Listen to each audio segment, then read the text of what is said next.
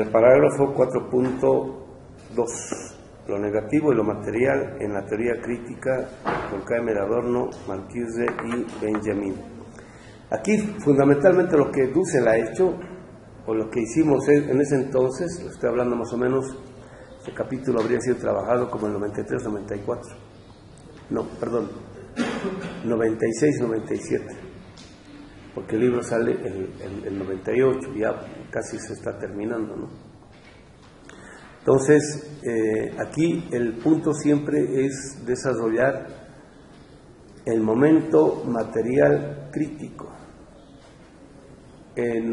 Antes se había mostrado el modo como es que aparece esta forma de tematización no solamente en la realidad, sino en el ámbito teórico-político con Marx, y ahora es con la Escuela de Frankfurt, ¿no? Y había dicho que hasta hace 10 años, o un poquito menos, teníamos una visión más o menos romántica de la Escuela de Frankfurt.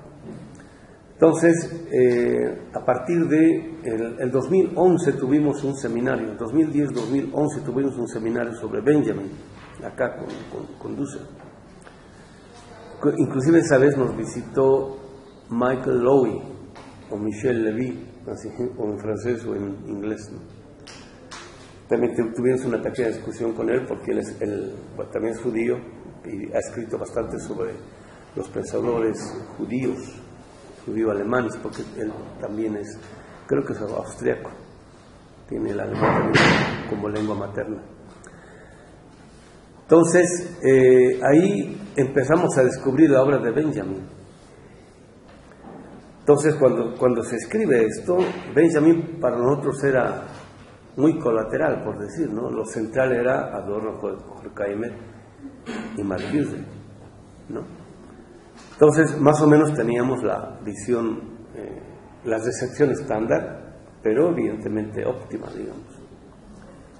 Pero cuando empezamos a descubrir Benjamin, empezamos a tomar cierto tipo de distanciamiento, pero poco a poco, lentamente, ¿no? Y uno siempre pensaba que los grandes teóricos eran Horkheimer y Adorno, y también Marcuse, y el resto, digamos, como parte del coro, por decir, ¿no? Cuando había sido al revés, había sido al revés, ¿no? Y ahora estamos descubriendo de que a entender toda esta producción intelectual sin Benjamin y Ernst Bloch no se entiende. Entonces, ellos son los principales inspiradores, por decir, los que promueven los grandes temas, y el resto se apropia, ¿no? Por selección, y entonces empieza a trabajar y a desarrollar. Entonces, estábamos empezando, pues seguimos desarrollando visiones críticas acerca de Horkheimer y Adorno. Entonces, ahora a nosotros nos aparece como la versión light de la teoría crítica. Y a mucha gente le parece, no, wow, ¿no? Como los de la Escuela de Frankfurt, así como los críticos, todo eso. Pero ahora estamos empezando a tener poco a poco varios elementos como para poder mostrar cómo es que a partir de la experiencia del Escuela de Frankfurt, la obra de Marx y el marxismo como política se empieza a academizar. Entonces se había dicho que apareció este libro, el Gran Hotel Abyss, que de Stuart Jeffries, que empieza haciendo una revisión crítica desde el modo como más o menos Lukács vio el proceso, ¿no? Y paralelamente, yo tengo esta otra bibliografía de Ernst Bloch, en la cual va mostrando la relación entre Lukács y Bloch, ¿no? ¿Por qué traigo esta colación? ¿No? Para no tener recepciones ingenuas o tradicionales y o estándar, ¿no? Que confirman la posición de todos, sino que hay que ir más allá. Este servidor se va a convertir hasta en crítico de los críticos de la Escuela de Frankfurt, ¿no? Y hay muchos elementos para ello. El primero, cuando mediados de la década del 20 ya está instalada la Escuela de Frankfurt, ya ha pasado la Revolución Rusa, ¿no? O sea, ya triunfó, pues, a eso me refiero, ¿no?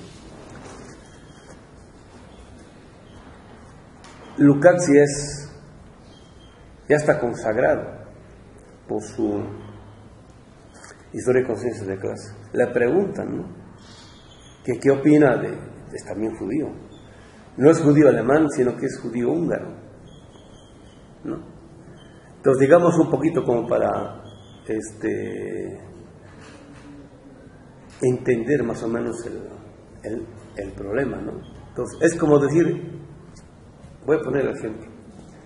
No es lo mismo ser judío alemán que judío húngaro, ¿no? Es como en los Estados Unidos, digamos, ¿no? El compañero es latino y el compañero también es latino. Ah, sí, son latinos. No. Se le dirá, yo soy de México. Ah, ¿y de la capital? Sí, yo soy del DF.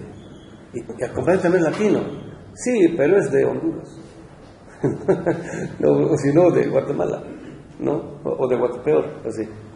¿No? O sea, no es lo mismo, ¿no? Es lo que esas especificidades es lo que quiero que se capte, que se entienda.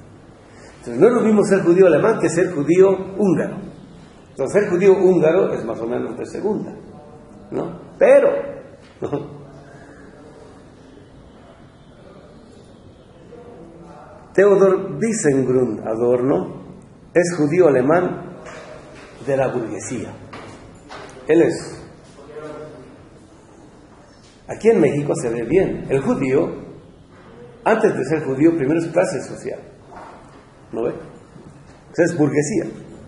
Entonces nunca van a ver un judío empleado, ¿no? Siempre es jefe o patrón, etcétera. Es cuestión de clase. No, en Alemania era algo similar, ¿no? Es primero cuestión de clase. Entonces, Theodor Wiesengrund, ¿no? Wiesen es el conocimiento en el sentido de la ciencia, el Grund, conocimiento fundamental. O sea, wow, siempre ha sido un gentleman, Theodor Adorno, ¿no? Benjamin era clase media empobrecida, algo así, digamos, de el lugar más interesante de Tepito, por decir, ¿no?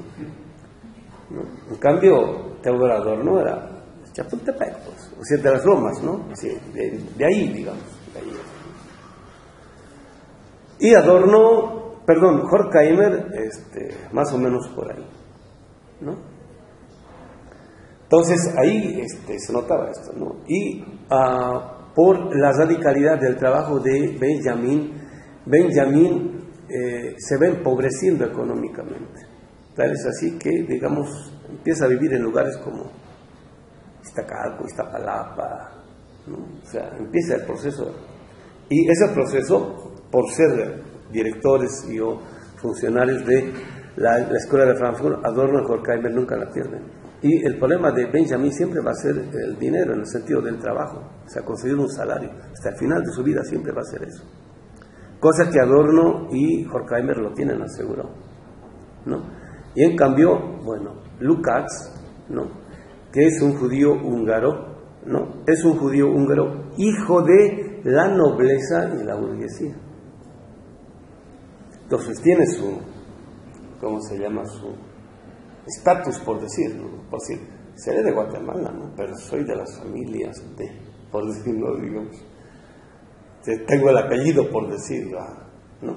Y por ese tipo de tradición, sus preocupaciones eran pequeños burguesas o burguesas. En toda esta generación, quien se dedica a problemas estéticos es porque es un burguesito. Listo, así decimos. O sea, esos trasfondos hay que verlos bien. No es como en el caso de Rosa Luxemburgo, ¿no? Ella es judía pobre y de Polonia, o sea, digamos como de segunda categoría, por decirlo, ¿no? Entonces ella no se va a andar con tonterías, con que, no, hay que preocuparse por el pan, por la comida, por el vestido, por el techo. Es otro tipo de preocupación. Quien no tiene ningún tipo de preocupación material, por decir, por la comida, por el arte del vestido, no, el arte, no, que la poesía, se va a preocupar por eso. En cambio, quien tiene hambre, quien sabe lo que es pasarla mal, por decir, no va a andar preocupándose en boberías. ¿Sí se entiende esto? ¿No? Entonces Lukács estaba preocupado en las boberías, y quien le despierta de todo eso es Bloch, antes de la Primera Guerra Mundial. Entonces aquí van narrando, o sea, ahora me estoy enterando en una serie de sutilezas impresionantes. alumno de Simmel, Lukács, y también de Max Weber, ¿no? Vía Lukács, siempre digo, Weber ingresa en el marxismo occidental, la racionalidad teleológico-instrumental, ¿no? Y Weber y Marianne Weber, la esposa de Weber, quiere mucho a Lukács porque es un tipo muy dotado, es muy fino, muy sofisticado, como es hijo de la nobleza y la burguesía, ¿no? Es un tipo de muy buenos modales, sabe hablar con propiedad, ¿no? Digamos, son detallitos, parecen ridículos, pero en este momento, en estas circunstancias, son fundamentales. Sabe sentarse bien en la sala del té a tomar el té a las 5 de la tarde. O sea, tiene ese tipo de costumbres, pues ya sabe. No, en cambio Bloch, en relación a, ¿cómo se llama? A Lukács, es un naco. Tranquilo, se la está bien. No, pero pues es el genio. Bloch es el genio, ¿no? Bloch, un gran hegeliano que le dio en su mismísima maíz a Hegel, desde Schelling, ¿no? Y por eso es que a Bloch le apodaban el Schelling marxista, ¿no? Entonces, Bloch le dice a Lukács: yo creí que yo era el Schelling marxista y usted era el Hegel marxista, y me había equivocado. No, o sea, que ni a la talla de Hegel llegaba Lukács. O sea, para que se den cuenta, y se lo dice de frente, o sea, no por chismes, nada de eso. Y, ¿cómo se llama? Lukács sí dice: no, es verdad, voy a tener que trabajar, todo tipo de cosas. O sea, Bloch es quien lo está formando a Lukács, ¿no? Y cuando ya más o menos con el acontecimiento de la Revolución Rusa, pues ya termina de echar raíz, por decir y entender el problema, y se puede estudiar Marx, etcétera, estructura y conciencia de clase, claro, todo eso, pero totalmente separado de los de la Escuela de Frankfurt. Y cuando lo preguntan: ¿y usted qué opina de la Escuela de Frankfurt? Porque, bueno, hay que tener ese tipo de experiencia política para saber lo que significa la política, para saber lo que significa luchar, para saber lo que significa estar con el pueblo en las barricadas, en las calles, en las huelgas, etcétera, etcétera. Y cuando después de esa experiencia le preguntan a Lukács: ¿y usted qué piensa de la Escuela de Frankfurt, del Instituto de Investigación Social? Dice: esos muchachos que se reúnen en el Hotel 5 Estrellas de Paseo Reforma, no, eso más o menos quiere decir el gran Hotel Avis, ¿no? Que discuten problemas de la pobreza en torno a caviar y vino, ¿no? Buenas botellas de vino, todo eso, ¿sí? ¿Sí se entiende? Así se hace la burla. ¿Cómo se llama? Lukács de los de la Escuela de Frankfurt, ¿no? Entonces, a partir de esto podemos empezar a tener otro tipo de visión, no solamente de la Escuela de Frankfurt, sino también a partir de Bloch, de los de no solamente de Lukács, sino también de los de Bloch, ¿no?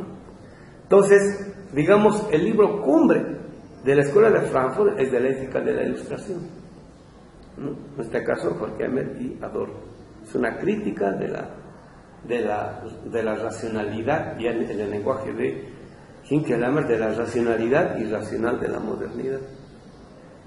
El poema del mito, ahí aparece la utopía, otro tipo de cosas. Bueno, ¿quiénes eran los grandes inspiradores de este tipo de temas? Los que estaban detrás y que aparecen, digamos, en el fondo, así como espectros y fantasmas, nunca totalmente incorporados, al principio inclusive rechazados: Bloch y Benjamin.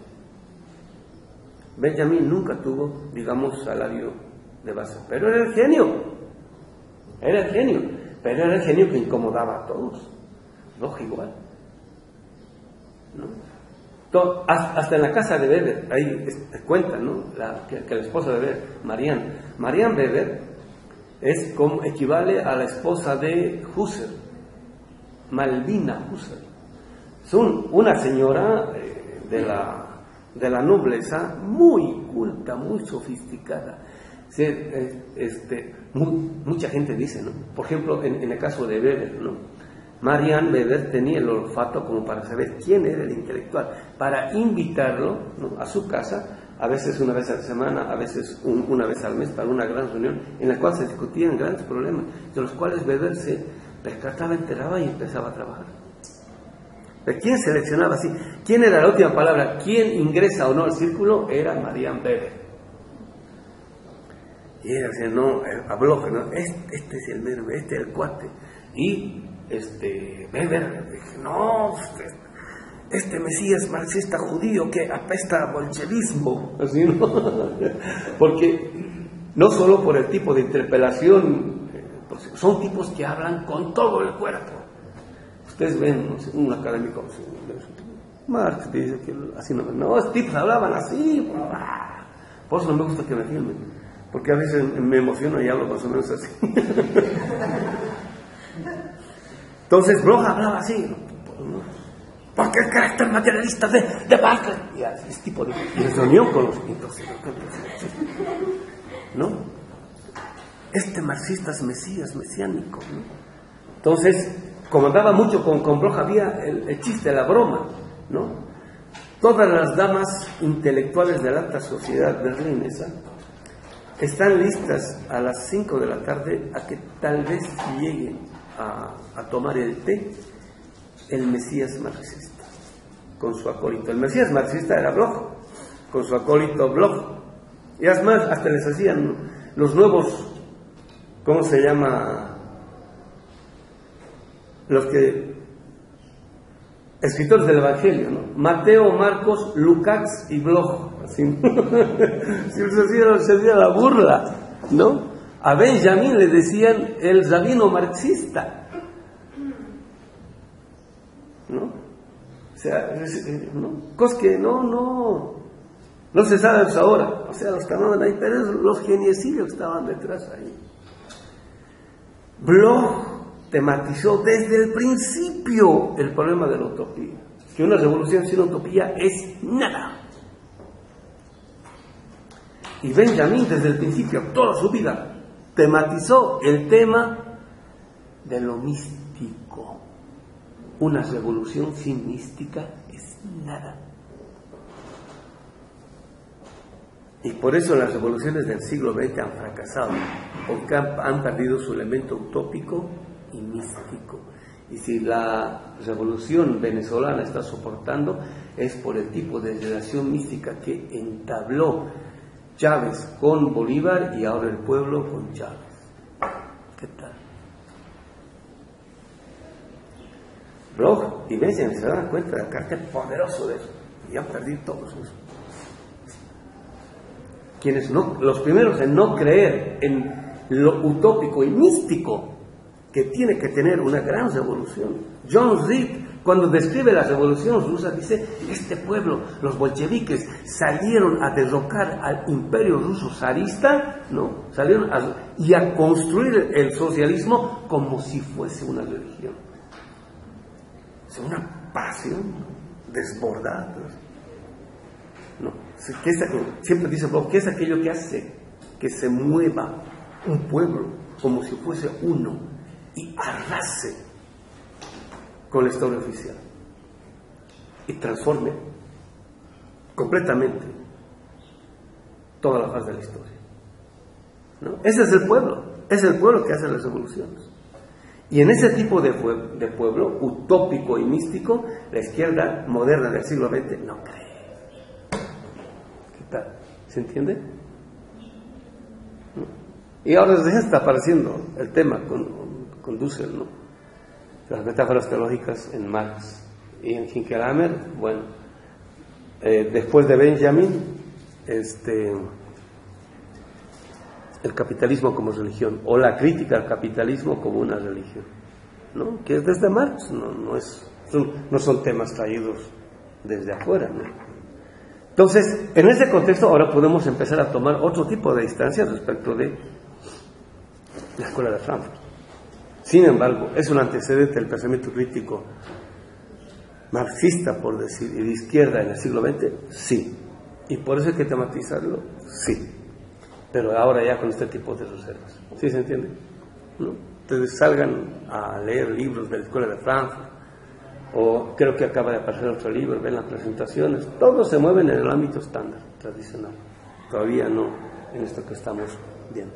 ¿Sí se entiende, compañeros? ¿No? O sea, en ese sentido, entre este tipo de recepción y ahora hemos avanzado. Eso es lo que estoy tratando de mostrar.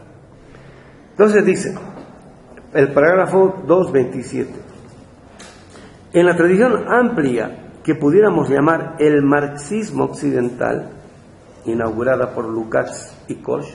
Lukács, judío; Korsch no, estaba revisando bien varios aspectos de su vida. El primero en escribir literalmente un texto sobre Marx o el marxismo y la filosofía es Korsch, ¿no? Y ojo, en principio ellos no eran filósofos, sino que arribaron a la filosofía, así como este servidor. No es que uno empiece siendo filósofo, no quiero pensar en ser, no, sino que empieza por problemas políticos y de ahí se remontan al ámbito de lo filosófico. La Escuela de Frankfurt es un movimiento crítico que funge como antecedente directo de la filosofía de la liberación. Entonces, en la perspectiva de este servidor, yo entiendo esto, y porque Dussel ha tenido una recepción positiva. Durante fines de la década del 60 del pensamiento crítico era algo de avanzada. Era realmente así un desarrollo, ¿no? Lo que se estaba produciendo. Este servidor ya no se sentiría como continuador o, digamos, tomar a la Escuela de Frankfurt como antecedente. Que se desarrolla en el seno de la crisis de la modernidad tardía del capitalismo central. Y aquí una cita. Empiezo con la cita en este clásico libro de Martin Jay. El primero es una historia de la Escuela de Frankfurt. El segundo libro, que a mi juicio es el más interesante, y la verdad no entiendo por qué no lo han traducido hasta ahora, se llama Marxismo y Totalidad. No, ese creo que es el más interesante, está en inglés. La empresa tuvo éxito solamente porque gracias a la ayuda de Hermann Weyl y la intervención de su hijo Felix Weyl, ¿no? Algunas veces ya lo ha dicho Dussel, es bueno siempre recordarlo, pero ahora nosotros tenemos muchos más detalles todavía al respecto, ¿no? Entonces aquí dice Hermann Weyl, wow, ¿no? Es un judío alemán, ¿no? Que tenía dinero, entonces aportó para financiar, ¿cómo se llama?, el surgimiento o la creación del Instituto de Investigación Social, ¿no? Digamos, un gran mecenas. Hermann Weyl, cuando era joven, viajó a la Argentina como empleado de una empresa que se dedicaba a comercializar grano, ¿no? Entonces, chavo, se fue a la Argentina. Entonces, los judíos tienen una estructura económica, política y en parte religiosa, porque en el gobierno de Estados Unidos muchos hacen este tipo de contactos culturales, políticos y económicos a través de los rabinos, ¿no? Entonces, por decir, digo, yo tengo la posibilidad de hacer un gran negocio, pero no tengo capital. Entonces voy con el rabino y la platico al rabino, me dice, yo conozco una persona que tiene dinero, te puedo prestar. Pum, me presta el dinero y así sucesivamente, ¿no? Bueno. Entonces, en el caso argentino, él siendo empleado, en el caso de Hermann Weyl, siendo empleado de una empresa, aprendió el negocio de tal modo que decidió poner su propio negocio. Y en 10 años se volvió multimillonario, ¿no? No se dedicó solamente al comercio del grano, sino también de la carne y del cuero, ¿no? Entonces, siempre dice Dussel, ¿no? Ese tipo de grano llegaba a los puertos de Buenos Aires chorreando sangre mapuche y gaucha, producto de la explotación y misericordia que se hacía del gaucho pampero, y llegaba en precio barato, pues, ¿no? Entonces compraba el empresario y lo vendía en Europa a los mejores precios posibles, y el negocio era redondo. Pues. Ahí nace Félix Weil, su hijo, en Argentina. Es un judío argentino, Félix Weil, hijo del papá, ¿cómo se llama? Alemán, ¿no? Y cuando termina la prepa, dice, mijito, usted se va a Alemania a estudiar. Pero el tipo el tipo había visto las cosas ya en Argentina, sabía de la pobreza, todo eso, ¿no? Entonces decide, después de su doctorado, Erich Weil, el hijo, Félix Weil. Hay otro marxista que se llama Erich Weil. Félix Weil, hasta por el nombre, ¿no? Tiene un nombre latinoamericanito, por decir Félix, ¿no? Cambia el papá, Germán.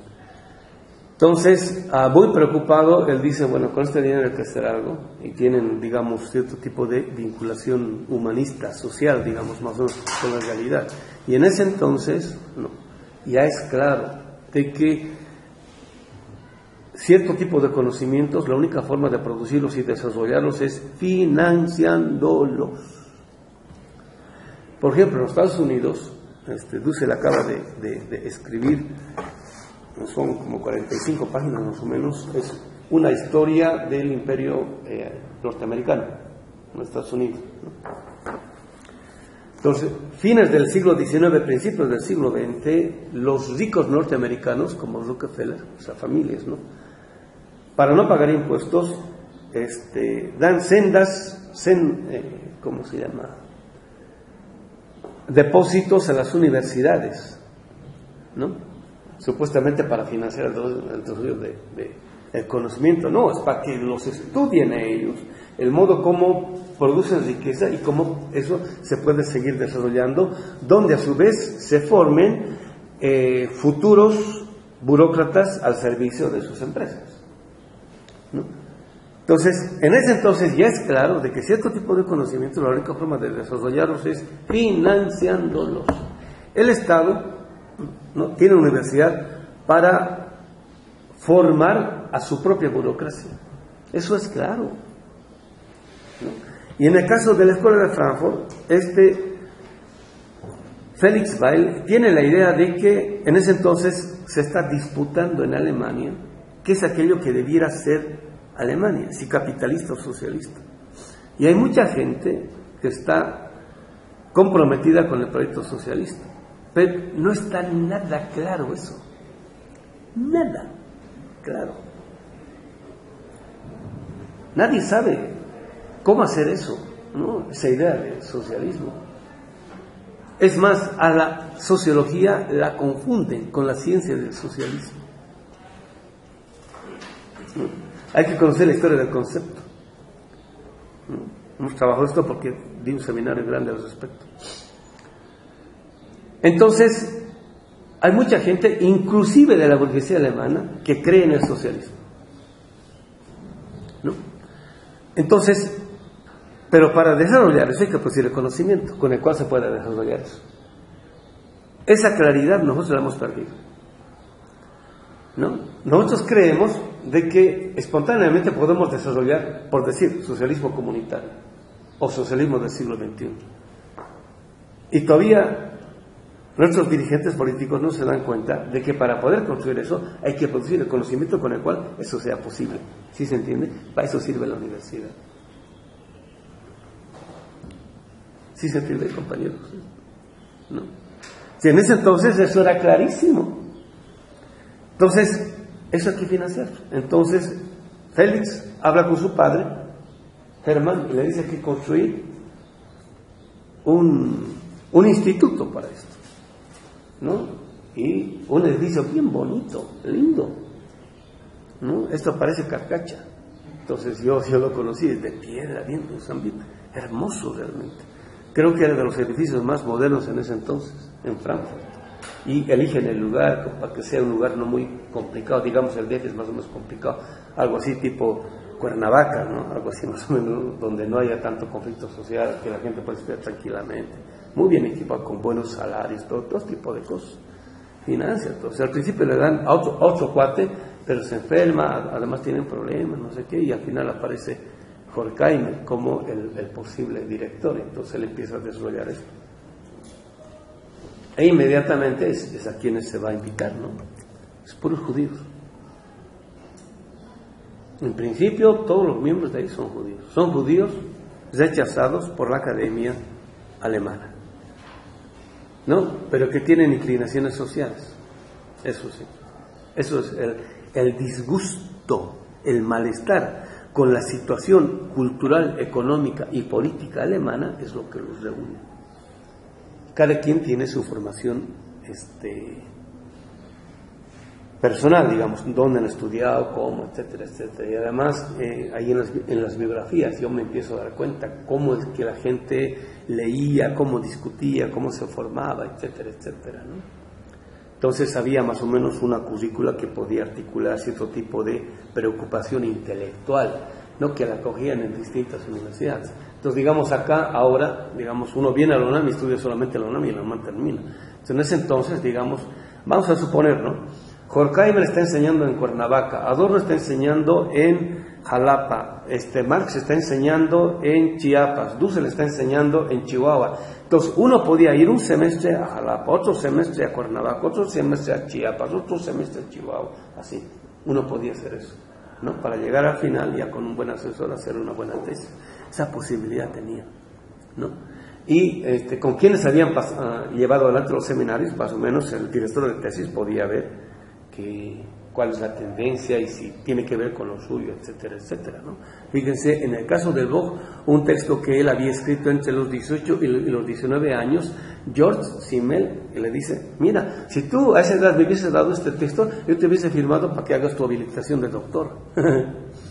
¿No? Porque estaba, digamos, es el manuscrito, digamos, con el cual escribe y publica posteriormente el libro que se llama El espíritu de la utopía. Hasta ahora no se ha traducido al español, yo no entiendo por qué, ¿no? Así. Entonces, Hermann Weil financia, gracias a su hijo Félix Weil, porque Hermann es el empresario, Félix es el que está preocupado, tiene intereses académicos, políticos y culturales, ¿no? Y evidentemente que tiene que llevarlo a cabo es un académico. Entonces, Horkheimer contrata puros judíos intelectuales con este tipo de vinculación, digamos progresistas, ninguno, ¿cómo se llama?, conservador, porque han habido muchos judíos conservadores. Y después de la Segunda Guerra Mundial han sido los más promovidos, como George Steiner y muchos otros, ¿no? Para que argumenten en contra del socialismo y del comunismo, ¿no? Y eso se les ha dado todo tipo, hasta premios Nobel, ¿no? Porque han servido bien al imperio, y el imperio les ha pagado muy bien hasta sus últimos días. Y nosotros hemos agarrado esa visión, ¿no? Por ejemplo, en la última entrevista que en vida le hacen a George Steiner, ¿no?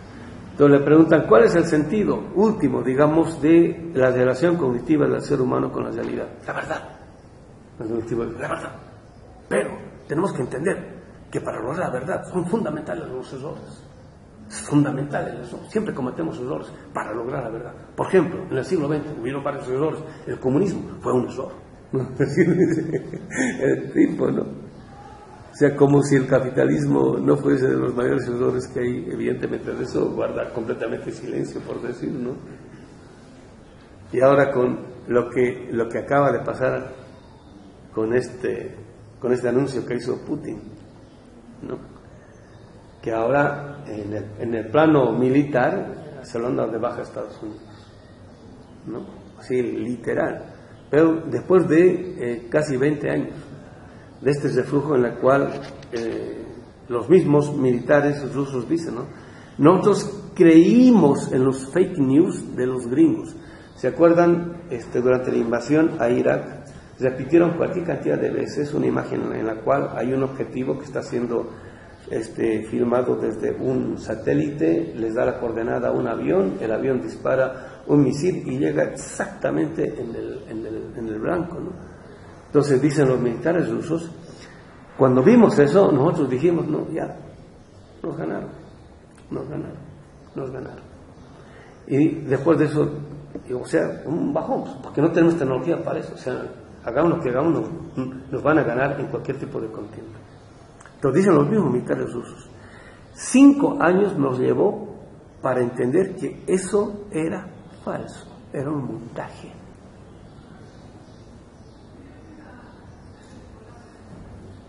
O sea, con puro fake news, los gringos, no se imagina, por eso hay que leer la otra historia, digamos, de Estados Unidos, ¿no? Del país, el imperio más atroz, pero lo peor de todo es cuánto lo admiramos, Dios mío.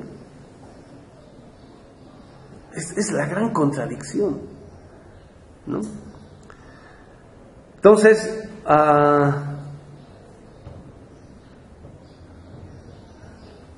Horkheimer reúne a intelectuales judíos en torno de un proyecto de investigación en el cual puedan producir un conocimiento con el cual hacer viable una crítica de la sociedad capitalista en la perspectiva, bueno, de un proyecto de vida no igual, tal vez similar, pero tendiente hacia el socialismo.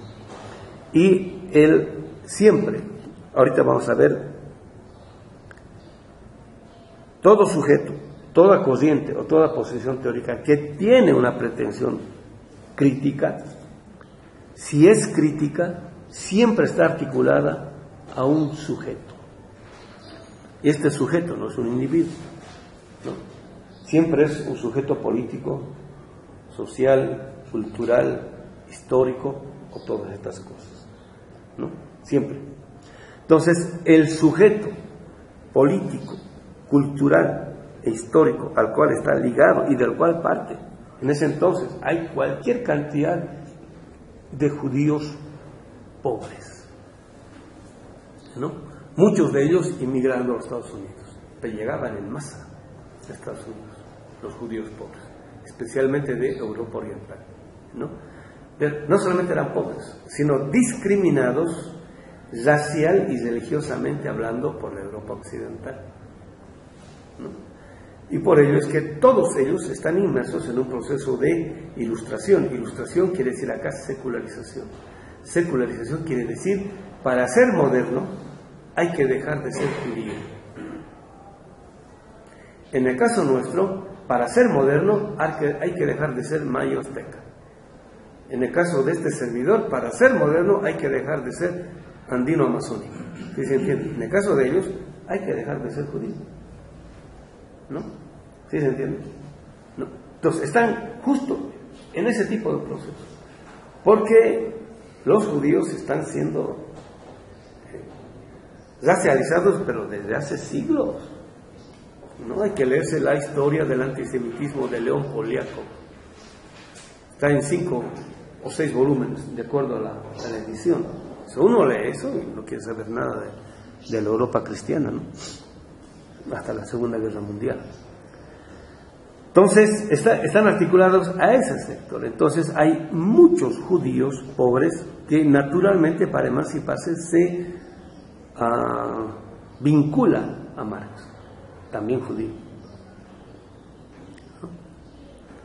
Entonces, desde esa perspectiva ver no solamente en qué sentido pueden entender su situación, sino superar su situación, ¿no? Entonces, es un centro académico en el cual se puede desarrollar un punto de vista o desde un locus de enunciación producir un conocimiento que tienda a ser inteligible, no solamente la situación nuestra, sino también cómo superar la situación nuestra. Es un poco lo que debió haber hecho la filosofía mexicana y latinoamericana en general, ¿no? O sea, tomar explícitamente nuestra situación como el locus de enunciación, no solamente para entender nuestra situación, sino para ir más allá y trascender. O sea, precisaba, al principio, ellos están en la situación en la cual está surgiendo la Wissenschaft Judentum, la ciencia judía.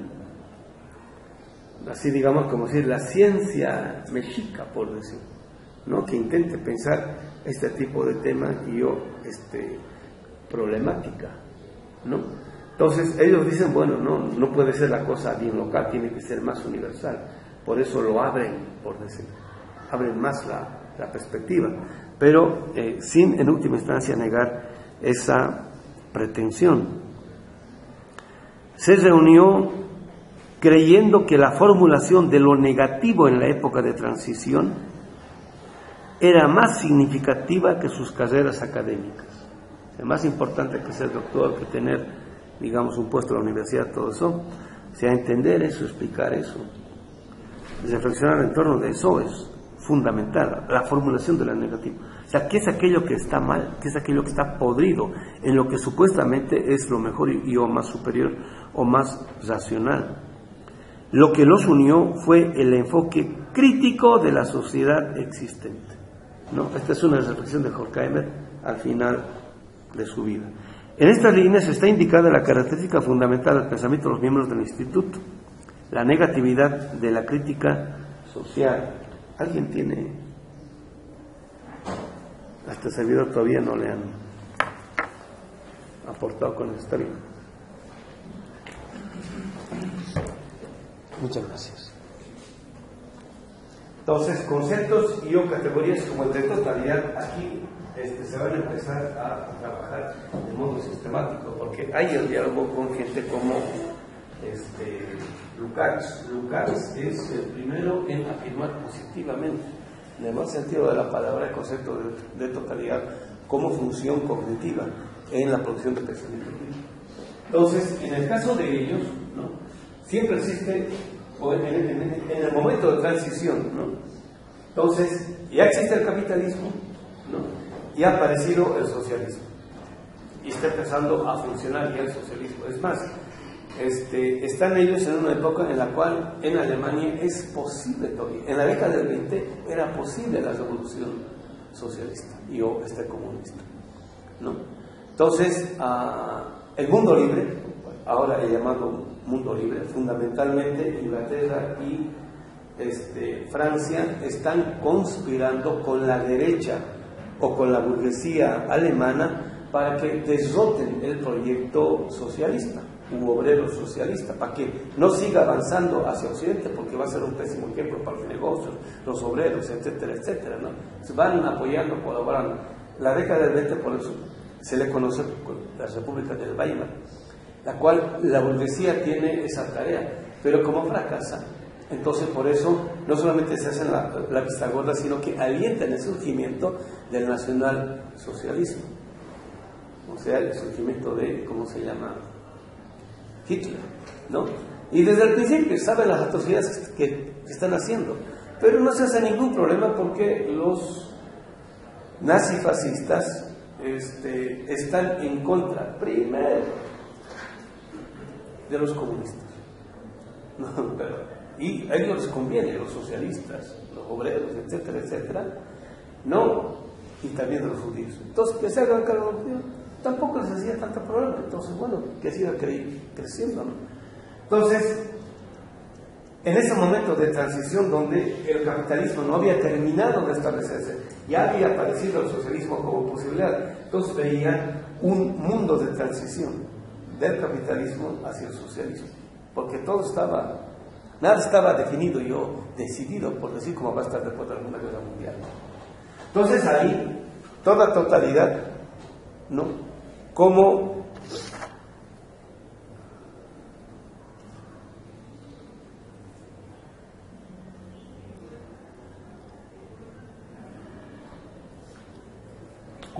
negatividad de la sociedad existente, produce su negatividad. Eso quiere decir, produce su negatividad, quiere decir su momento éticamente perverso, o sea, su momento, por un lado, de dominación y por otro lado, de exclusión. Que leyendo esta historia que Dussel hace sobre Estados Unidos, termine de aclarar, ¿no?, el tipo de subjetividad con el cual aquí llegan los españoles y europeos y el tipo de subjetividad con el cual llegan los ingleses y europeos a Estados Unidos. La subjetividad con la cual los ingleses y europeos nórdicos llegan a Norteamérica es con la de colonizadores. Ellos son colonizadores, son colonos, ¿no? La subjetividad con la cual llegan los españoles y los europeos después a América Latina es de la de conquistadores.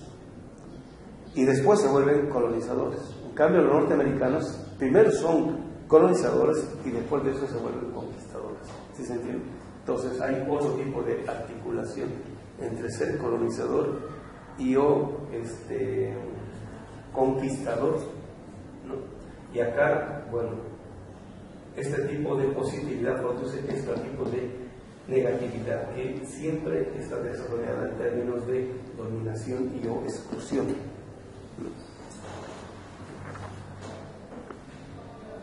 La negatividad de la crítica social, a la que habría que agregar, dice, otra vez es una cita de este libro de Martin Jay, La imaginación dialéctica.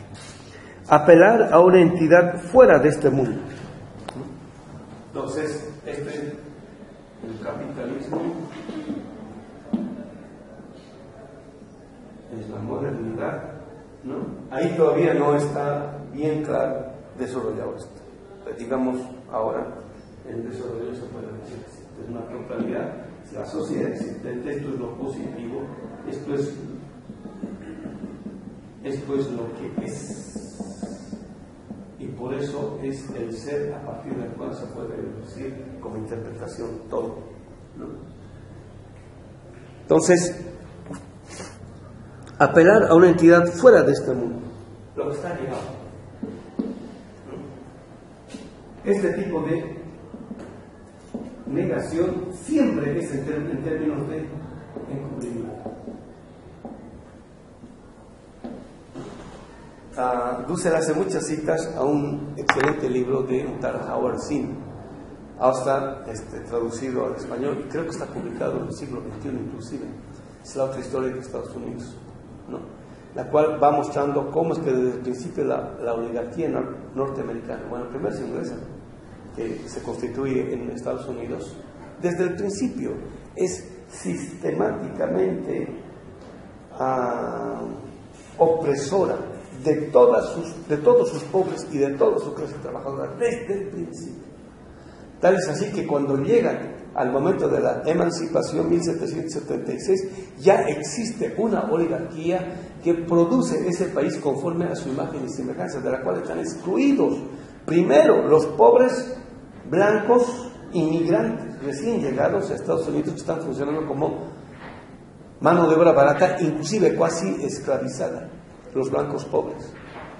Después, los indígenas que están en franco proceso de eliminación y los esclavos africanos, que ya existe una población grande. Esos tres grupos, ¿no?, son plenamente, totalmente excluidos. Y en la carta, quienes escriben y firman la Carta Magna Constitutiva del nacimiento de este Estado confederativo de Norteamérica, etcétera, etcétera, son puros empresarios, banqueros y abogados, en colusión con algunos militares. Ya, listo. Desde el principio, ¿no? Entonces, inmediatamente empiezan las revueltas de los pobres, ¿no? Todo eso es no solamente sistemáticamente negado, sino encubierto. Y en la medida en que un sistema de dominación logra éxito en su negación y o encubrimiento, se puede afirmar a sí mismo como totalidad, ¿no? Por eso es que a la par de producir una praxis de negación, dominación y o encubrimiento, tiene que producir una praxis de justificación argumentativa con el cual encubrir legalmente todo esto. Y es el desarrollo del derecho no solamente en Estados Unidos, sino también a nivel mundial. Porque todo eso, dice Kinkelman, todas las grandes atrocidades que hizo Estados Unidos desde el principio hasta el día de hoy, lo hizo legalmente, conforme a las leyes. Y da la casualidad de que desde el principio los grandes magistrados de la Corte Suprema, toditos son banqueros, empresarios, etcétera, etcétera. ¿Sí se entiende? ¿No? Entonces, en esa medida es que esto puede tener, digamos, éxito en la posibilidad de cierto tipo de desarrollo. Y aparte de ello, por decir, puede lograr Estados Unidos un desarrollo en este tipo de perspectiva porque ha eliminado la posibilidad problemática de tener un contendiente en el sur. O sea, desde el principio a México, pero le dio. Y Canadá nunca fue hasta la Segunda Guerra Mundial un contendiente. Prácticamente se desarrollaron de modo libre y por eso pudo hacer las barbaridades que hizo. Hasta principios del siglo XX, digamos, con relativo éxito respecto de su propio país. Y después del siglo XIX, desde principios del siglo XX, con América Latina, a partir de 1898, cuando empieza su expansión hacia el Caribe y el Pacífico. Entonces, apelar a una entidad fuera de este mundo, o sea, que si parto yo desde acá, termino confirmando esta negación en encubrimiento. La única forma de poner en tela de juicio eso es apelar a lo que está fuera de este mundo, como no solamente negación, sino también como encubrimiento. Entonces, agarrar esta negatividad, afirmarla de tal modo que desde ella se pueda hacer una evaluación crítica de esto y no a los demás. Entonces, este tipo de relación en epistemología la conocemos como la relación sujeto-objeto. Ellos en el sujeto nos han constituido en objetos. Aquí es la afirmación de nuestra objeto, mejor, la negación de nuestra objetualidad a cambio de la afirmación de nuestra subjetividad como sujetos. Y ellos no son objetos, son también sujetos, pero de la dominación, ¿no? Entonces, aquí surge la posibilidad del sujeto de la liberación, en contra de estos sujetos de la dominación, ¿no? Entonces, es una relación, toda relación de emancipación y o liberación es, digamos, relación sujeto-sujeto. Tiene que ir más allá de la relación sujeto-objeto. Apelar a una entidad fuera de este mundo tuvo un ímpetu filosófico social originario. Condujo finalmente a una evaluación más positiva de ciertas tendencias metafísicas, porque el todo empírico es la no verdad. Entonces, cuando afirma a esta realidad como un conjunto de hechos empíricos, no es empírico. Hechos empíricos.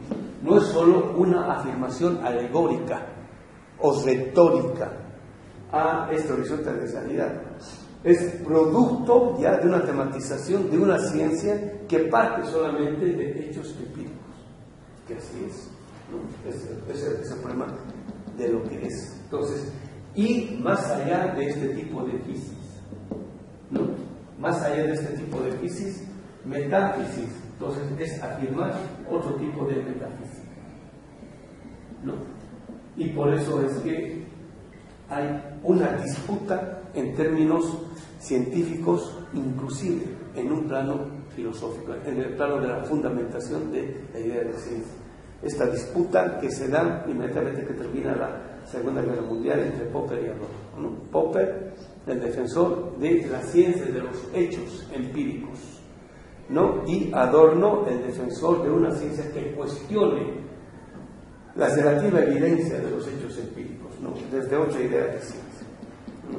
Entonces, por eso es que una totalidad como horizonte de sentido, para poder desarrollarse, tiene que producir su propio conocimiento.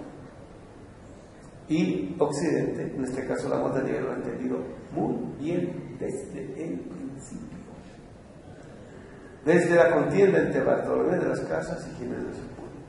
Ginés de Sepúlveda no era cualquier güey, no, era un gran intelectual, era un gran aristotélico, era el traductor oficial de Aristóteles en la Universidad de Salamanca para el mundo hispánico, ¿no?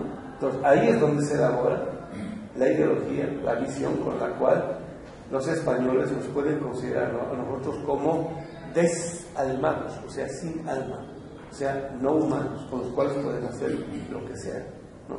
Y utilizar la argumentación filosófica. Entonces, cuando leen los españoles, claro, se vienen con esa subjetividad y pueden hacer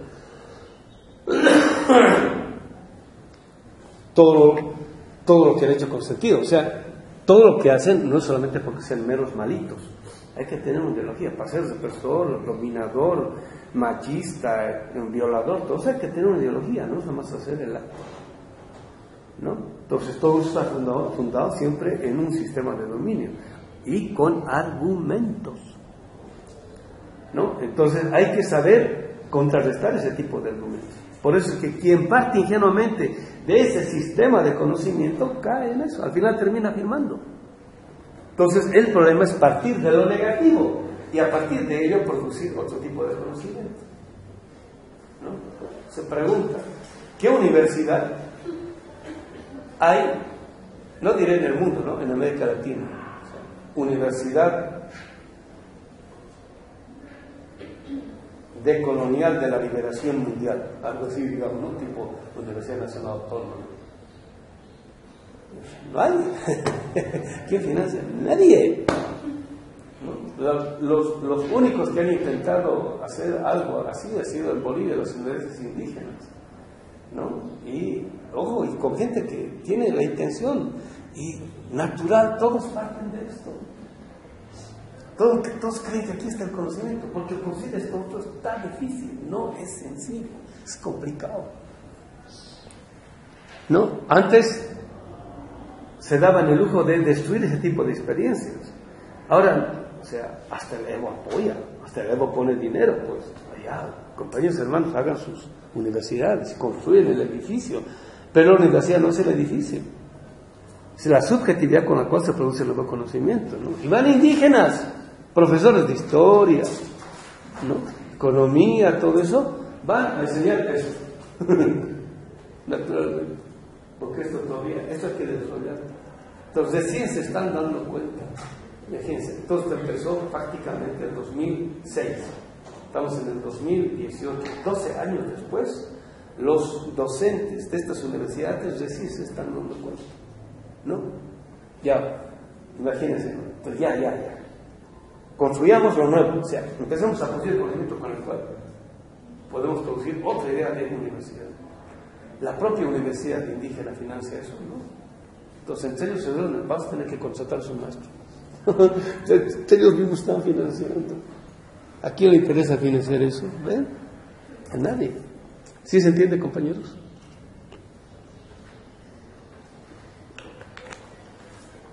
¿O está abstracta la cosa? Porque el todo empírico es la no verdad. Ahí está. O sea, ¿no? Entonces, el capitalismo produce su idea de ciencia para afirmar hechos empíricos. Entonces, el todo empírico esto es la no verdad. Entonces, esto que siempre dicen los cientistas o los científicos modernos, ¿no? qué sé yo, por decir, digamos, ¿no? Los pueblos originarios concebían que la naturaleza no era objeto, sino madre. Prove it. No, así, pruébalo. Entonces ellos tienen todo un marco categórico como para mostrar empíricamente, ¿no?, lo que pasa acá, ¿no?, el método cuantitativo, empírico, ¿no? Entonces dicen, pruébalo, demuéstralo. Entonces cuando dicen demuéstralo, ¿no?, demuéstralo conforme al marco categorial que de demostración empírica ha producido el concepto de ciencia, de la modernidad, que en última instancia desarrolla la pretensión de dominio del capitalismo, ¿no? Entonces, prueba que esto es bueno y verdadero con nuestro conocimiento. Es obvio que va a aparecer como malo, negativo, inferior. ¿Sí se entiende? Entonces, cuando se afirma esto como la no verdad, se dice que la verdad está en otro lugar y que requiere otro tipo de fundamentación. La esperanza de que el horror de este mundo no tenga la última palabra es con toda seguridad un deseo no científico en este sentido. ¿De qué? Entonces, Benjamin dice, ¿no?, todo gran documento de belleza cultural en el mundo moderno, en el fondo es la expresión de la barbarie. O sea, todos los grandes rascacielos, los grandes aviones, los grandes inventos, en última instancia, es producto de la explotación inmisericordia del trabajo de millones, ¿no?, de seres humanos y también de la naturaleza. O sea, son documentos de la barbarie, eso dice Walter Benjamin, ¿no?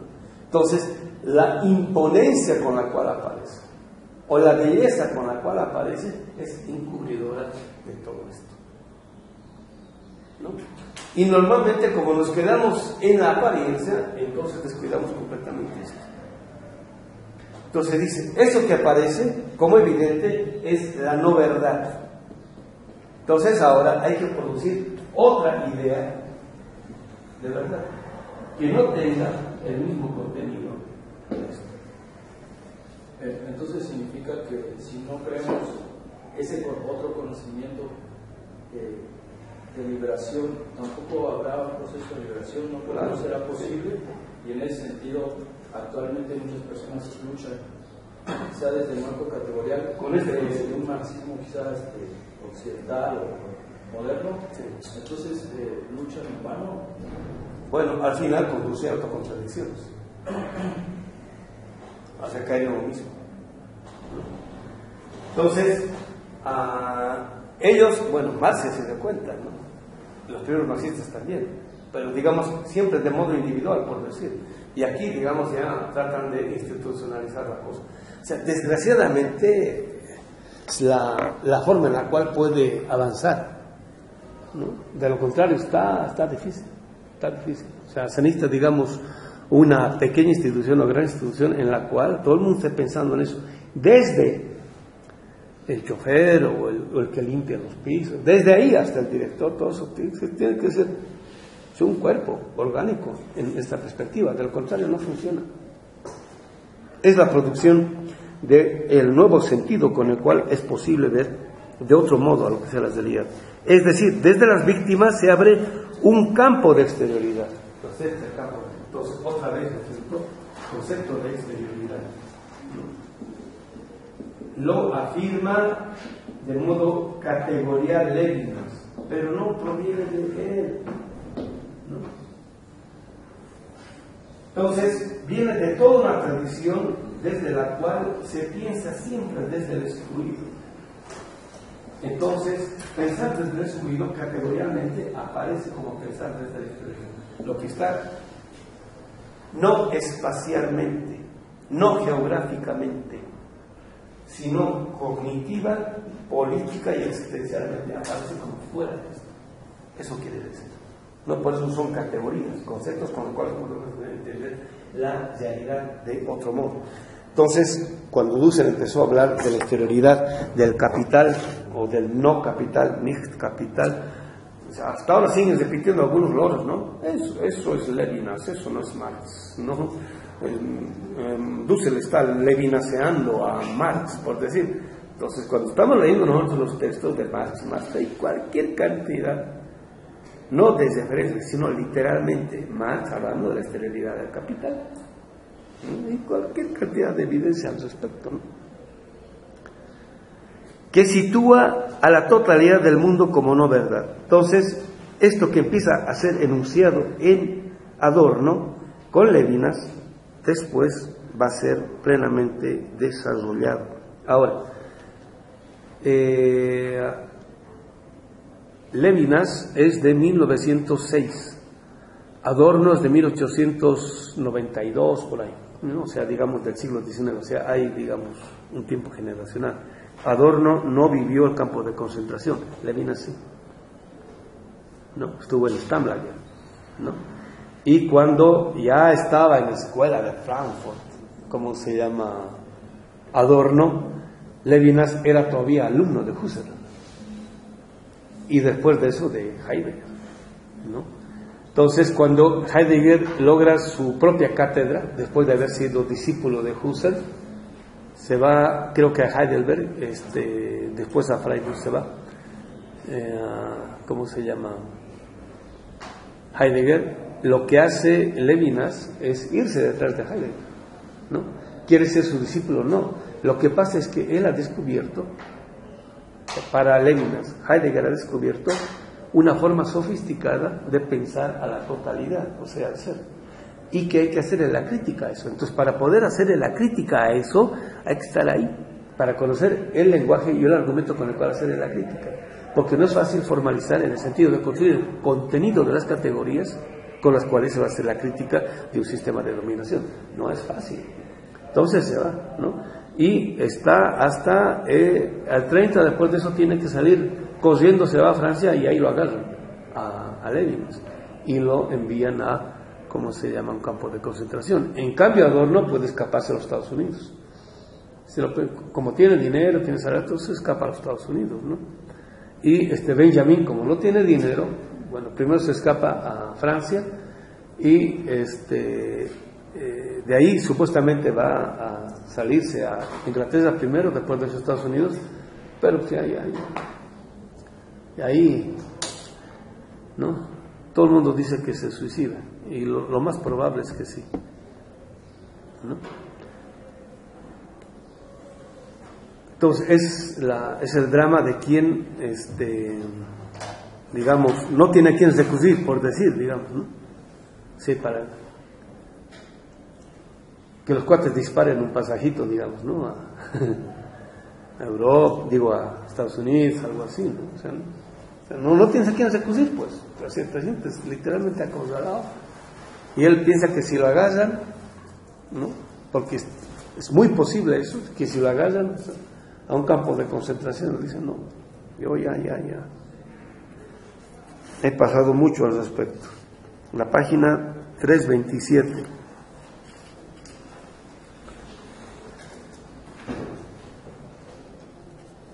En efecto, bueno, desde finales de 326, entre Marx y la escuela de Frankfurt se encontraba la revolución bolchevique, la obra sociohistórica de Max Weber y la filosofía de Lukács, a la que se debe agregar Freud y la revolución social de Alemania entre el 18 y el 19. Ahí casi triunfa el socialismo en Alemania, ¿no? En la que participaron activamente algunos miembros del grupo primitivo. Se trataba de una comunidad de pensadores de origen judío, no confesionales. Esto es fundamental. No confesionales quiere decir, son judíos pero no religiosos. Eso quiere decir, ¿no? Porque están en proceso de secularización, o sea, de modernización, ¿no? En el caso de Lévinas, es también un judío no religioso, pero muy ligado a la tradición talmúdica.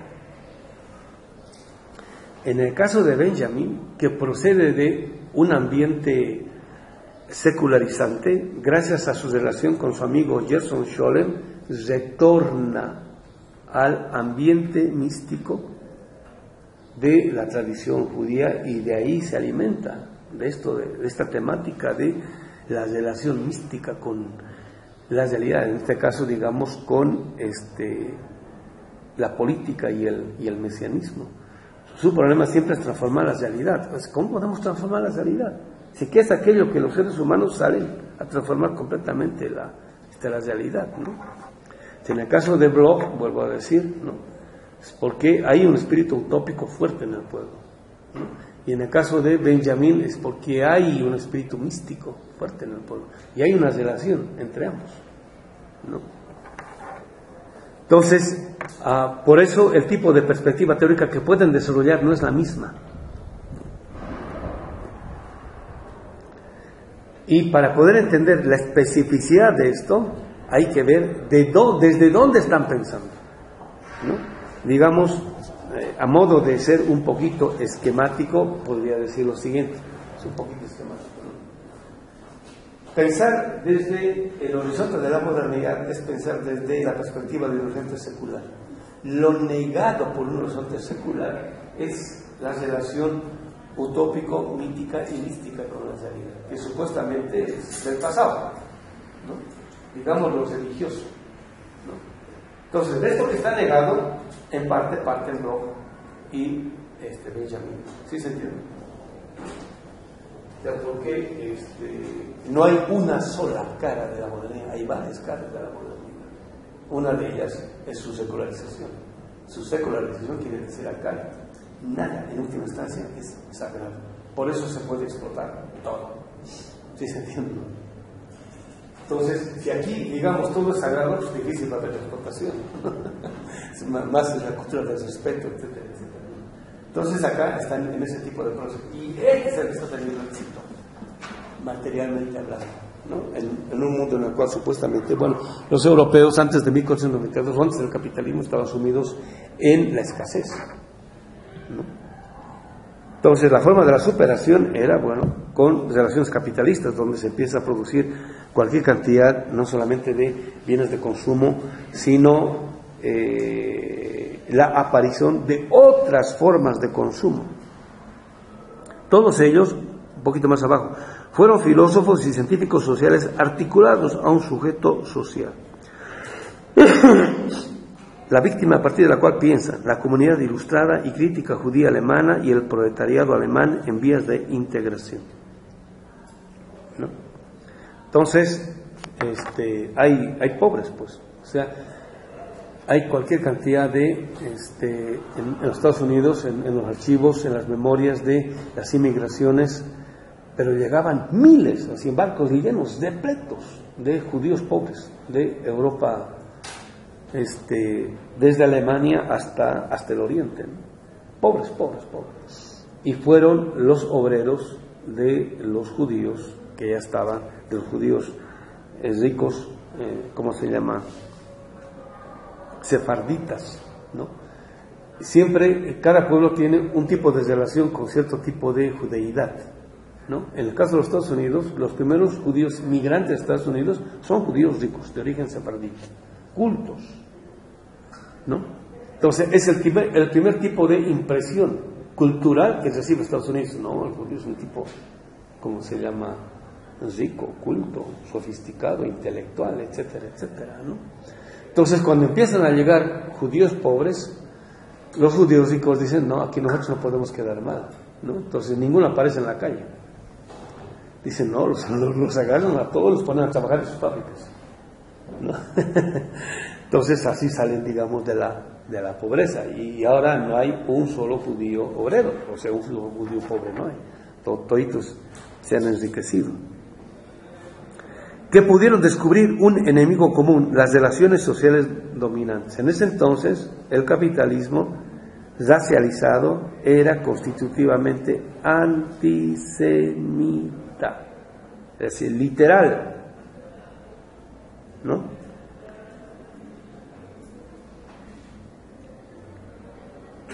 O sea, en parte ser capitalista o moderno era ser antisemita. Entonces, por eso estaban en contra del capitalismo, ¿no? Y el discurso de los derechos humanos, de que todos los seres humanos, bueno, en parte les venía a él bien porque se reconocían como humanos, ¿no? Y esto se ve muy bien durante el Holocausto, ¿no? En la cual, así, muchos judíos les decían a los alemanes, ¿no? Es que soy ser humano. Es que soy ser humano, o sea, si no me puedes hacer todo esto, es que soy ser humano, si independientemente de que sea judío o no, soy ser humano. Esa recurrencia a lo que de humanidad tiene todo ser humano, es que soy ser humano, es que soy ser humano. Así, tú no eres humano, para los alemanes, ¿no? O sea, el racismo constitutivo, digamos, de ese tipo de dominación. Las relaciones sociales dominantes como enemigo común, el autoritarismo familiar, la sociedad capitalista, industrial, instrumental y con posterioridad el nazismo alemán. Pero a quienes les resultará difícil afirmar un sentido liberador real de la historia, por la ambigüedad misma del sujeto social, al que de hecho les tocó estar ligados antes del exilio, en el 33. Pues, por un lado, pobres, ¿no es cierto? Y por otro lado, judíos. O sea, ahí hay una ambigüedad, ¿no? O sea, ser judío es ser pobre, o ser pobre es ser judío, ¿no? Ser pobre es muchísimo más que ser judío, ¿no? Que la cosa muchísimo más complicada. Sigo. ¿Por qué dice autoritarismo familiar? ¿Perdón? ¿Por qué dice el autoritarismo familiar? Porque la tradición forma un tipo de familia, en el caso capitalista, que con la educación afirma ese tipo de relaciones al servicio del capitalismo, ¿no? Y entonces quieren romper con eso, ¿no? que por decir, digamos, ¿no? Solamente el padre puede definir la profesión del hijo, el hijo no.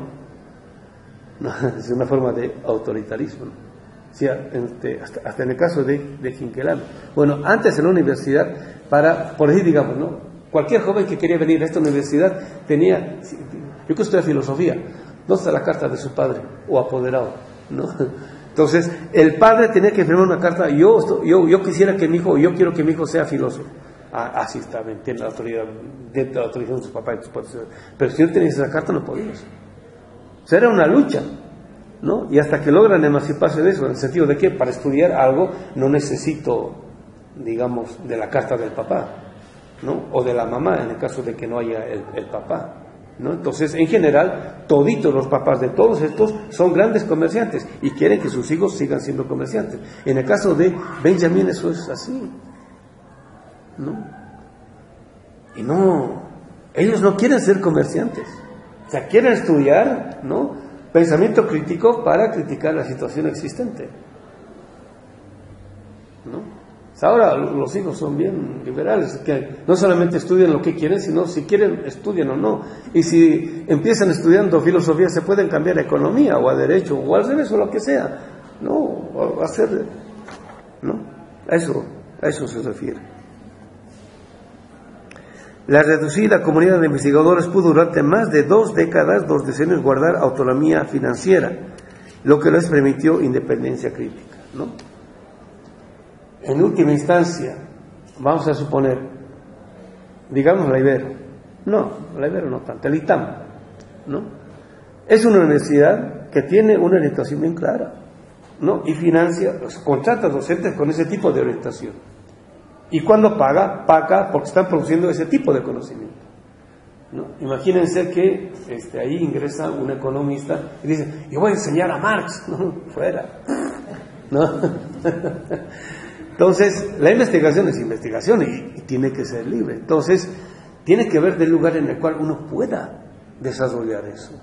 No solamente tener la capacidad de comprar libros, por decir, o ir a congresos, ese tipo de cosas. Tiene que ver con la posibilidad de que tú puedas pensar con tranquilidad,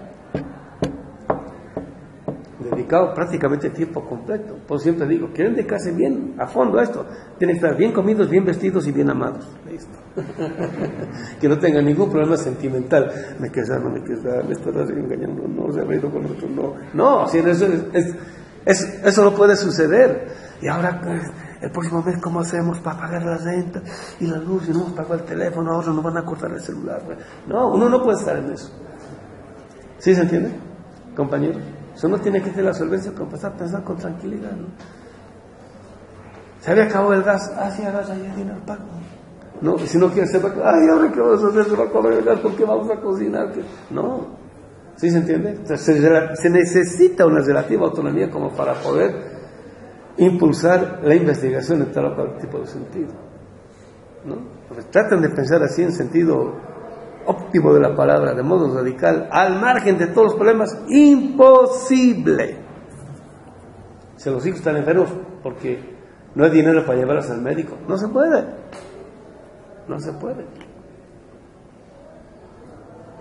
O si no, la esposa, digamos, que quiere estudiar filosofía, el marido, acá estás haciendo esas estúpidas tonteras, dedícate a tus hijos, o al revés, ¿no? Que la esposa le dice al marido, que aquí hace falta tantas cosas y tú ahí con tus libros, ¿no? Y así, todas cosas alteran, o sea, no dejan pensar. Entonces se necesita una relativa autonomía, y en parte eso lo da la situación financiera, ¿no? La esposa no se abastece más, bueno, contrata a una persona que te ayude, ¿no? Entonces puedes pagar 300 pesos al día, ¿no? Que te ayude 2 o 3 veces a la semana. De lo contrario, imagínate que aparte tienes que cocinar, tienes que lavar, tienes que lavar los platos, ir al tianguis, ¿no? ¿Con qué tiempo vas a pensar? No se puede, ¿no ven? ¿No? Entonces se necesita esa relativa autonomía financiera que permita pensar algo financiero. Pues, en última instancia es algo institucional, ¿no?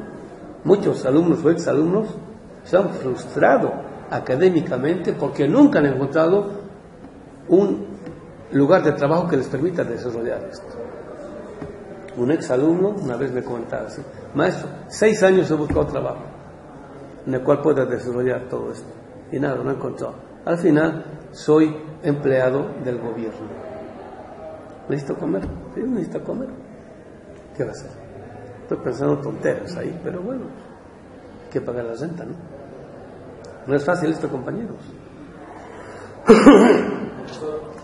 Pero el hecho de tener una autonomía económica para trabajar todos estos temas no implica a la vez indirectamente que el intelectual se despegue de esa realidad a la cual se pretende hablar. No, pues esto implica de que estás comprometido, quieres pensar eso. 2.28. La pregunta de los miembros de la Escuela de Frankfurt no fue tanto cómo elaborar una teoría positiva de la sociedad que fuera crítica, sino más precisamente cómo se ejerce o cuáles son las condiciones de la crítica negativa, teórica e interdisciplinaria de la sociedad. El problema no es nomás criticar, el problema es saber cómo es que se puede hacer eso con sentido. Eso quiere decir. No es nomás, estamos en contra del gobierno No, no es eso, sino ver cómo es que se puede elaborar todo esto de tal modo que pueda tener sentido. ¿Cómo se critican las teorías de la sociedad? ¿No? Porque 1920-1930 el capitalismo y la modernidad ya tiene ciencia, filosofía e ideología para afirmar positivamente este orden de cosas. Ya tiene argumento. Eso quiere decir. Entonces, ahora el problema es ¿cómo critico esto? No desde aquí, sino desde las consecuencias negativas. ¿Cómo critico a esta ciencia, a esta filosofía, a esta ideología? Con lo ideológico no hay tanto problema. El problema es con lo científico y lo filosófico. ¿No? Y hay universidades, hay académicos, hay cualquier cantidad de publicaciones al respecto, etc. La obra de Max Weber es impresionante. Es un gran pensador, ¿no? Que afirma por qué es que la única forma en la cual una sociedad se puede desarrollar es cuando se burocratiza. Y burocratización aquí quiere decir racionalización, ¿no? Y muestra que efectivamente la burocratización, cuando cierto tipo de problemas políticos o económicos o sociales se tecnifican, ¿no? Se tecnifican a tal modo que no es necesario tener una relación política o ideológica con el problema. Que digamos, no hay agua en Iztapalapa, estoy poniendo un ejemplo, no hay agua en Iztapalapa. Ese es un problema político, ideológico o económico o técnico, ¿no? Para los beberianos es un problema técnico. Entonces ahí tienen que ver los ingenieros, ¿no? Que ponen o no agua. Y para eso necesita financiamiento, sí, para eso está, digamos, el gobierno del Distrito Federal, ya, es un problema técnico, ¿no? Pero visto desde otra perspectiva, pues, ¿por qué es que no tienen agua? Sino ¿cómo se llama? En otros barrios, ahí tienen agua hasta para, no diré el perro, sino para los jardines, ¿no? Todos los días están echando ahí cualquier cantidad de agua. Y allá la gente no tiene agua. Entonces, por lo técnico, bueno, en parte sí, ¿no? Así, ¿cómo estarán las tuberías? Bueno, eso es técnico, no. Pero, ¿por qué no? Es un problema político, ideológico y cultural. ¿Sí se entiende, compañeros? ¿No? Pues nuevamente entrar en esa cuestión de clases, ¿no? Anteriormente. ¿Perdón? La cuestión de clases, ¿no? Lo que es en este caso el ejemplo que puso, ¿no? Con el problema del agua. O sea, para unos pues no tienen mucha agua y otros es como que prefiero para tener tanto para bañarse como para el patio, el techo, ¿no? Es igualmente lo que usted mencionó, ¿no? La cuestión de clases. Sí, bueno, pero acá el sentido es de que en el caso de Weber, él produce un conocimiento está bien fundamentado, que uno lo lee y mucha gente al final queda convencida por ese tipo de fundamentación. Como el caso de Hegel igual. Está una fundamentación muy sofisticada. El caso de Kant igual. Mucha gente que empieza a leer a Popper se termina, wow, esto es ciencia, ¿no? Que quedan inmediatamente convencidos. Hay argumentos, no es una mera ocurrencia. Entonces, esa teoría, o sea, esa ciencia filosófica que ha producido, ¿cómo hacer esa crítica? No es nomás decir, es que, por decir, digamos, no, ese es dominador porque es de la América, no hincha de la América, no, y ese es crítico porque es de los Chivas de Guadalajara. No, la cosa es más complicada, o sea, hay toda una forma de argumentación al respecto. Entonces, ese es el problema. ¿Por qué? Porque efectivamente eso no se ha hecho. Entonces, es un problema que están asumiendo. ¿Cómo hacerle la crítica a todo eso? De tal modo de que pueda convertirse en otro tipo de sentido común. No es nomás estar en desacuerdo. No es tanto el contenido de la teoría lo que interesa en primer término, sino ante todo el cómo, ¿ven? La manera o la condición de posibilidad de la crítica misma, ¿no? Entonces, en el concepto que de crítica está produciendo la Escuela de Frankfurt, lo que está detrás es la crítica al estilo Kant, la crítica como evaluación, como condición de posibilidad. Cuando es posible no solamente entender algo como crítica, sino que cuando algo que dice que es crítico, efectivamente está criticando. Y efectivamente está criticando, quiere decir, está evaluando con sentido lo positivo y lo negativo de algo, independientemente de que me guste, no me guste, me agrade o no me agrade. Son las condiciones de posibilidad de la crítica. Y de donde toman esto, de donde toman esto es de Kant, no es de Marx. Y eso hay que tenerlo claro. El contenido de la crítica lo van a tomar de Kant, de Marx, pero la forma de la crítica lo están tomando de Kant. Y esto que hay que tenerlo bien claro, porque si no soy claro, puede pasar lo que efectivamente ha pasado con muchos cuates de la Escuela de Frankfurt, que su crítica deja de ser marxista y se vuelve kantiana, como en el caso de Habermas. ¿Sí se entiende?